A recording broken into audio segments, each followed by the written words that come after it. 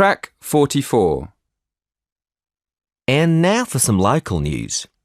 When the receptionist arrived at Goodmead Primary School on Monday, she found that someone had broken into the office and stolen several laptops, so she called the police. They came to look at the crime scene straight away and advised her to make sure she locked up the office every evening in future. They also suggested that she should watch out for any strangers nearby. 2 days later, the police called to say that they had caught the thieves and arrested them. They said they would take them to court in the next few days. Track 45.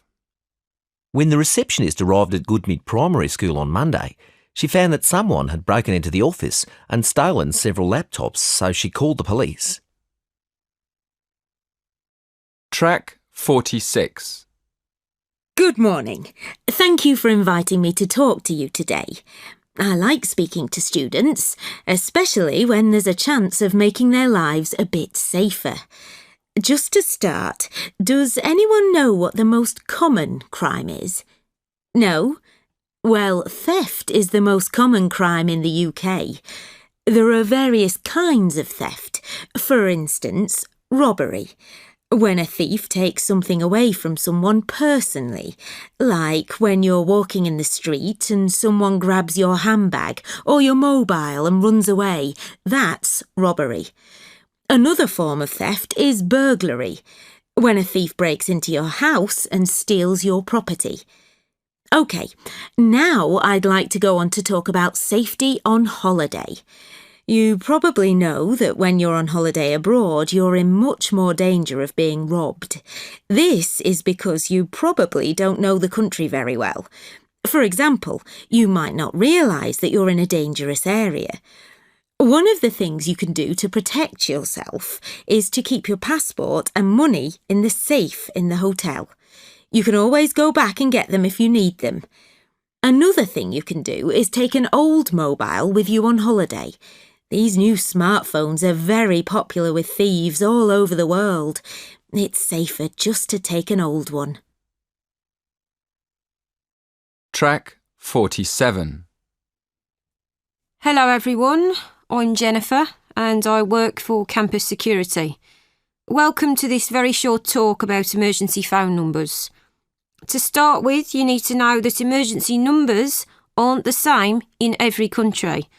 As we're in Britain at the moment, it's important to know that the emergency number is 999, so you'll need to remember this. Those of you who've been to the United States will know that the emergency number is 911, slightly different. But in Australia, the emergency number is completely different. It's 000. In Germany, the emergency number is the same as the rest of Europe. That's 112. And in case anyone's thinking of going on holiday to India this summer, it's useful to know that the emergency number there is 100.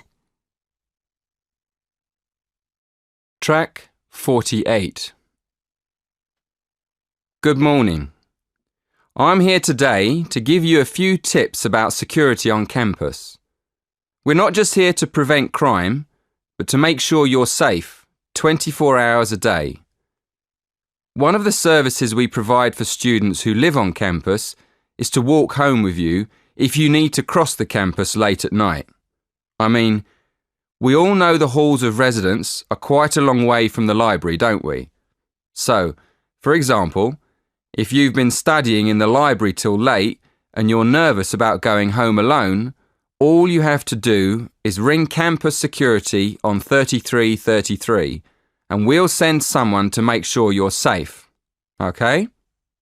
By the way, another important thing to remember is the campus emergency number. We all know the national emergency number in the UK is 999. But when you're on campus and there's an emergency, you should call 3333. If you call 3333, you'll get through to our own staff right here on campus. They can react quickly and get to you faster than national services. Track 49. Section 2. You will hear a talk about safety in different regions. First, in the exam, you will have 20 seconds to look at questions 1 to 4. Listen carefully and answer questions 1 to 4. Good evening, everyone. It's great to be here to talk to you about staying safe on holiday. Before I came this evening, I did a little research on where students like to go for their holidays and came up with 2 different regions, Latin America and India. So, I've been looking at the crime figures for both areas, and I thought I'd start by talking a bit about that. Then I'll give you some advice about how to avoid becoming a victim of crime. Okay, first of all, let's look at what kinds of crime are committed most in different regions. Okay, I'll start with India. Generally, India isn't thought of as a dangerous place for individuals, but there has been an increase in handbag theft in recent years. So keep an eye on your bag when you're out in the street. Right. Now, let's look at Latin America. Of course, you do realise that not all Latin American countries are the same, but it is true to say that guns are used in a high percentage of crimes across the region. Looking at the figures, it seems that gun crime is a serious problem throughout. Before you hear the next part of the talk, in the exam you will have 20 seconds to look at questions 5 to 7. Track 50. Listen and answer questions 5 to 7. I can see some of you are thinking that it all sounds rather dangerous, but I know lots of people who've been there and had a really great time. They followed advice from the authorities, like making sure they didn't wear expensive jewellery in the street. And I'd certainly advise anyone travelling to Latin America to do the same. Another thing you should be careful of is not to go to lonely places at night. But of course, that's the same anywhere. But I must say, you do have to be very careful in some parts of Latin America when you take your money out of a cash machine. Sometimes you find that thieves stand very close to people at cash machines and take their money as it comes out. Before you hear the rest of the talk, in the exam you will have 20 seconds to look at questions 8 to 10. Track 51. Listen and answer questions 8 to 10.